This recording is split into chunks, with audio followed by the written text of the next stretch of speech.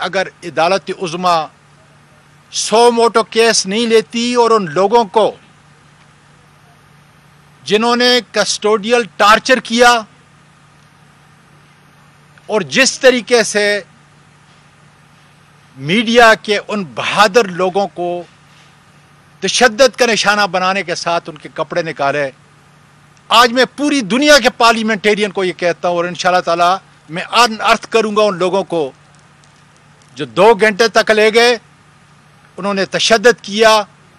और फिर उन्होंने इस मुल्क की जमहूरियत और इस मुल्क की सेनेट और पार्लियामेंट के कपड़े निकाले। और चीफ जस्टिस साहब, मैं आपको पैगाम देना चाहता हूँ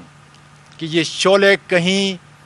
आपकी अदलिया तक ना पहुँचें और कल किसी जज के कपड़े ना निकाले जाएं। फंडामेंटल राइट्स ही वो कानून है कि जिसके तहत आप 100 मोटो लेते हैं। आज आजम सवाती नहीं बोल रहा, आज पार्लियामेंट का एक अदना सेनेटर बोल रहा है, सिटिंग सेनेटर बोल रहा है। और अगर आप इसका तहफ़्फ़ुज़ नहीं कर सकते तो आपको इस मुल्क का कानून और इस मुल्क का आइन उस कुर्सी के ऊपर जो है बरजमा होने का कोई हक नहीं। इसलिए इंशाल्लाह ताला मैं मंडे को आ रहा हूँ कि जिस तरीके से सेनेट के पूरे मेंबरान है, और आज ये भी देखें कि पूरी सेनेट खड़ी है इस काम के ऊपर